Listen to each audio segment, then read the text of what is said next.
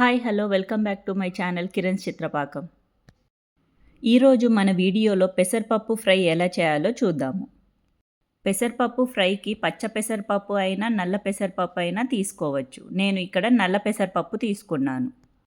ముందుగా పెసరపప్పును కడిగి తగినన్ని నీళ్లు పోసి ఉడికించుకోవాలి. ఉడికిన తర్వాత నీటిని వడగొట్టి తీసుకోవాలి. స్టవ్ ఆన్ చేసి ఒక ప్యాన్లో స్పూన్ నూనె వేసి నూనె వేడయ్యాక ఆవాలు జీలకర్ర వేసి వేయించాలి. ఆవాలు జీలకర్ర చిటపటలాడాక అందులోనే చిన్న ముక్కలుగా కట్ చేసుకున్న ఉల్లిపాయలు పచ్చిమిర్చి కరివేపాకు వేసి వేగనివ్వాలి. ఇప్పుడు ఒక పావు స్పూన్ పసుపు హాఫ్ స్పూన్ సాల్ట్ వేసి కలపాలి. నేను పెసరపప్పు ఉడికించేటప్పుడు సాల్ట్ వేయలేదు, సో ఇప్పుడు వేస్తున్నాను.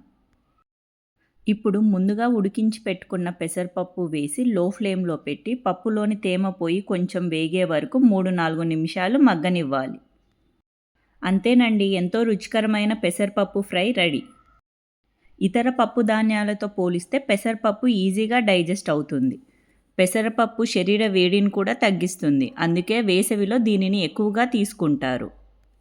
ఈ పెసరపప్పు ఫ్రై ఈవినింగ్ స్నాక్గా కానీ డైట్ చేసేవాళ్ళు నైట్ డిన్నర్కి ఒక బౌల్ తింటే చాలు, స్టొమక్ ఫిల్లింగ్గా ఉంటుంది. ఇందులో ప్రోటీన్ ఫైబర్ ఎక్కువ ఉండటం వల్ల ఆకలిని తగ్గించి బరువు తగ్గటానికి సహాయపడుతుంది. ఈ పెసరపప్పు ఫ్రై అన్నంలోకి చపాతీలోకి సైడ్ డిష్గా కూడా తినచ్చు. మరిన్ని simple easy and healthy recipes కోసం please subscribe to my channel Kiran చిత్రపాకం.